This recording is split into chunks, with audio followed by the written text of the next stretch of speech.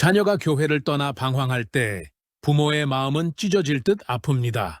하지만 하나님은 한 구절의 말씀으로도 자녀의 영혼을 돌이키실 수 있는 분이십니다.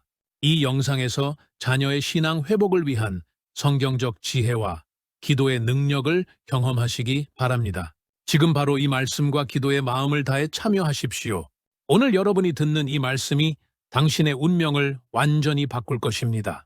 이 영상을 끝까지 듣는 순간 정체되었던 당신의 삶이 뒤집히기 시작하며 인생의 방향이 새롭게 설정되는 놀라운 변화가 시작됩니다. 하나님께서는 신명기 30장 6절을 통해 우리에게 이렇게 약속하십니다. 내 하나님 여호와께서 네 마음과 네 자손의 마음에 할례를 베푸사 너로 마음을 다하며 뜻을 다하여 네 하나님 여호와를 사랑하게 하사 너로 생명을 얻게 하실 것이며, 이 말씀은 주님께서 당신의 고통을 외면하지 않으시고 반드시 선한 길로 인도하시겠다는 강력한 의지입니다. 당신의 자녀도 그 자녀의 마음도 모두 주님 손안에 있습니다. 당신의 삶은 이제 이전과 같지 않을 것이며 주님의 풍성한 채우심이 시작될 것입니다. 이제 편안하게 눈을 감고 당신의 삶을 다시 세우시는 주님의 손길을 믿으며 함께 기도하겠습니다. 주님, 지금 이 기도를 듣는 자녀의 삶에 당신의 은혜를 부어주소서. 72살 김순자 권사님은 요즘 새벽마다 눈을 뜹니다.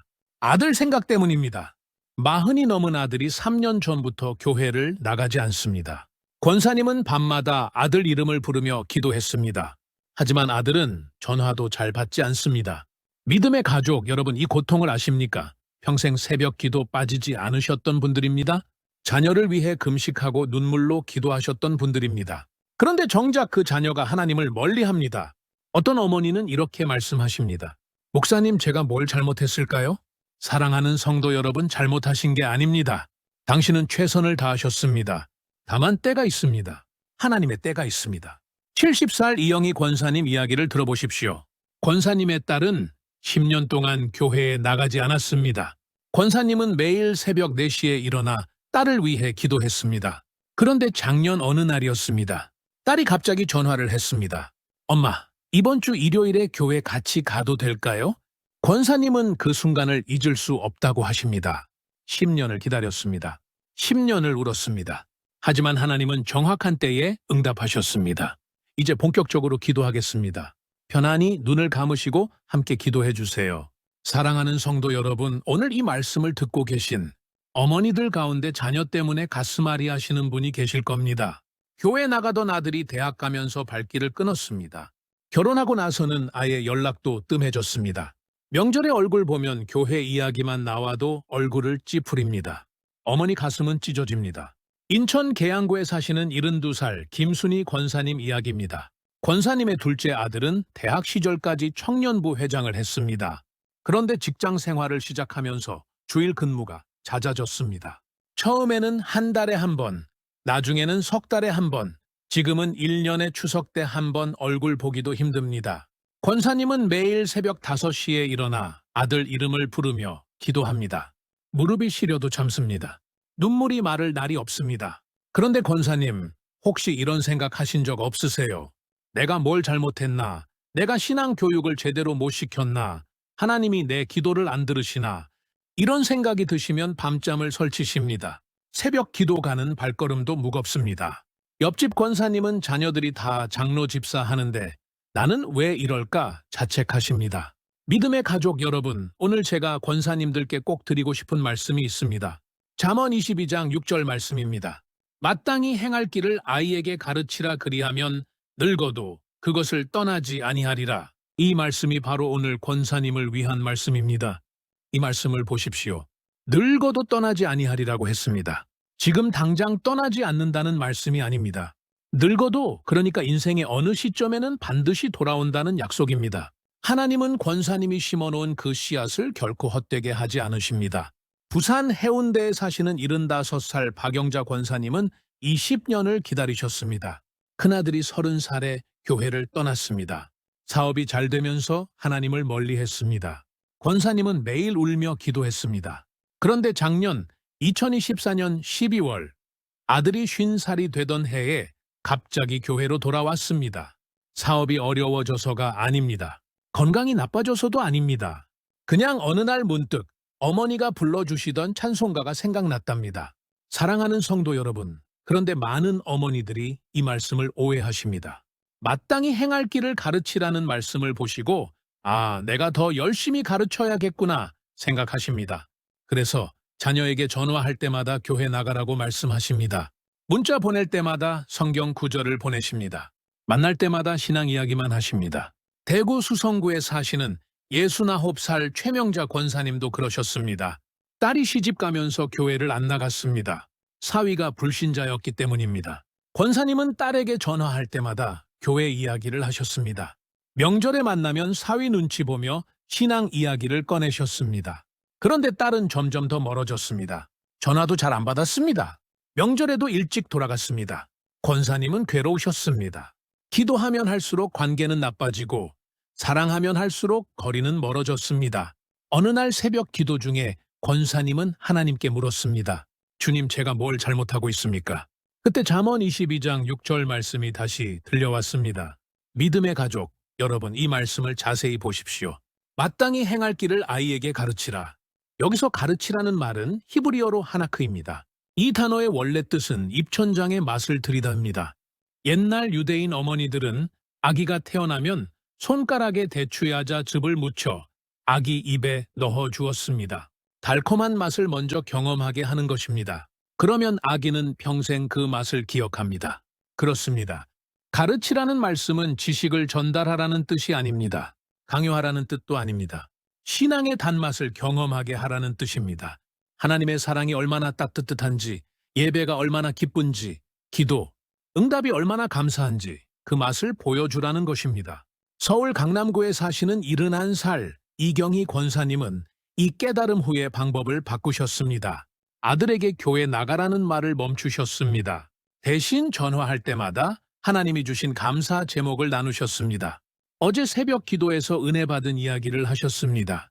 집사님들과 봉사하며 행복했던 일을 말씀하셨습니다. 아들은 처음에는 시큰둥했습니다. 그런데 석 달쯤 지나자 아들이 먼저 물었답니다. 엄마, 요즘 교회 생활이 그렇게 좋으세요? 사랑하는 성도 여러분, 그런데 여기서 더 중요한 진리가 있습니다. 잠언 22장 6절 뒷부분을 다시 보십시오. 그리하면 늙어도 그것을 떠나지 아니하리라. 여기서 그것은 무엇을 말합니까? 바로 마땅히 행할 길입니다. 권사님이 가르친 그 길입니다. 권사님이 보여준 그 신앙입니다. 그런데 많은 어머니들이 착각하십니다. 내가 가르친 대로 자녀가 안 한다고 실망하십니다. 내가 보여준 대로 자녀가 안 산다고 낙심하십니다. 권사님, 그게 아닙니다. 자녀는 지금 그 길을 떠났을 뿐입니다. 잠시 멀리 돌아가고 있을 뿐입니다. 하지만 하나님은 약속하셨습니다. 늙어도 그것을 떠나지 아니하리라. 광주 북구에 사시는 78살 한명순 권사님 간증입니다.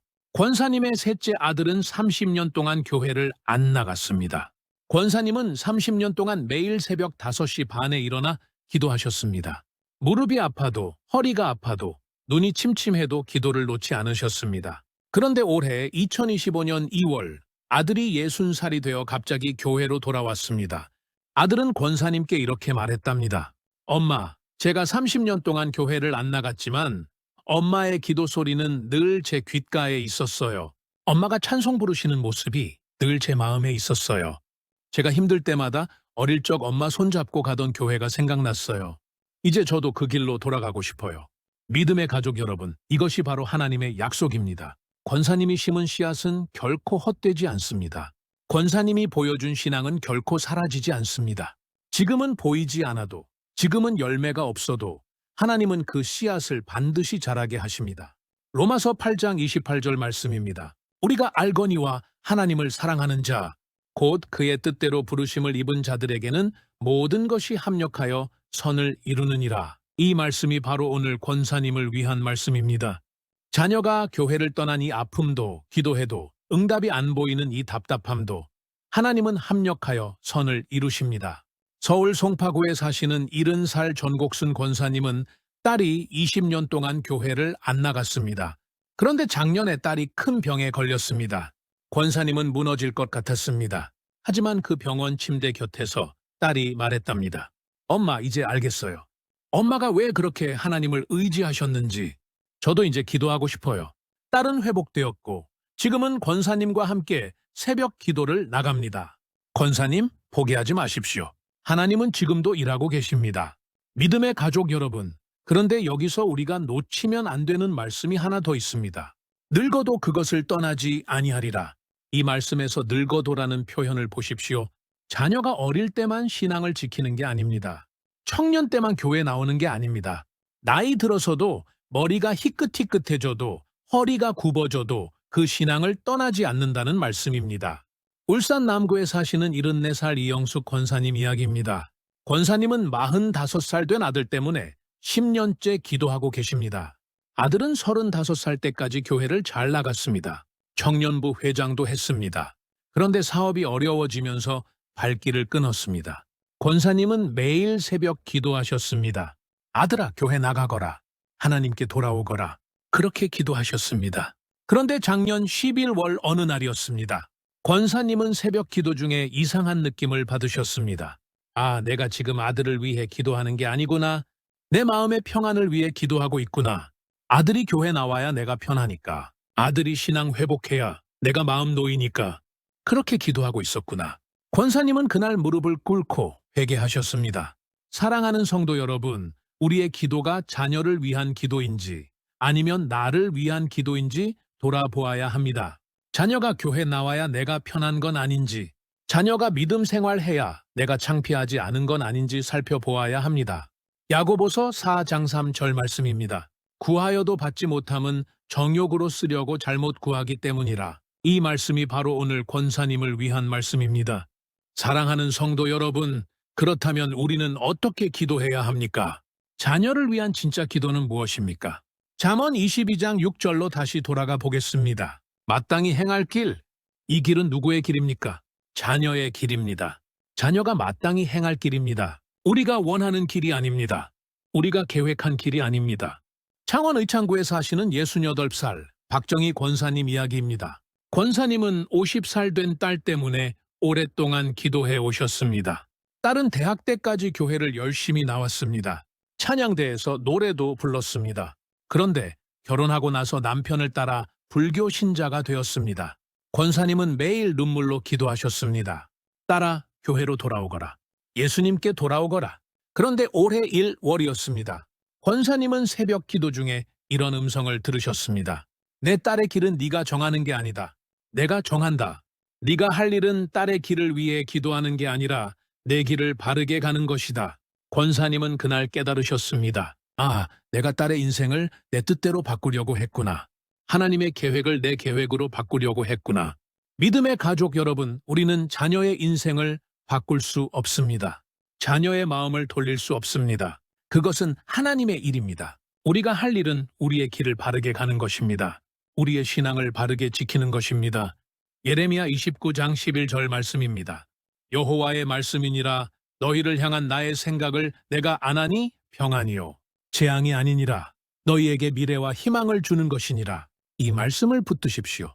사랑하는 성도 여러분, 그렇다면 우리가 정말 해야 할 일은 무엇입니까? 자녀를 교회로 돌아오게 하려고 애쓰는 게 아닙니다. 자녀에게 신앙을 강요하는 게 아닙니다. 우리가 할 일은 딱 하나입니다. 우리가 먼저 그 길을 가는 것입니다. 우리가 먼저 마땅히 행할 길을 가는 것입니다. 광주 북구에 사시는 71살 정미자 권사님 이야기입니다. 권사님은 48살 된 아들 때문에 15년째 기도하고 계십니다. 아들은 33살 때까지 교회를 잘 나왔습니다. 그런데 회사 일이 바빠지면서 나오지 않게 되었습니다. 권사님은 매주 일요일마다 아들에게 전화하셨습니다. 교회 나가거라. 하나님께 예배 드리거라. 그렇게 말씀하셨습니다. 그런데 작년 12월이었습니다. 권사님은 무릎이 아파서 새벽 예배를 못 나가신 지 2달째였습니다. 어느 날 아들이 권사님께 이렇게 말했습니다. 엄마도 요즘 교회 안 나가시잖아요? 그러면서 나한테만 교회 나가라고 하세요.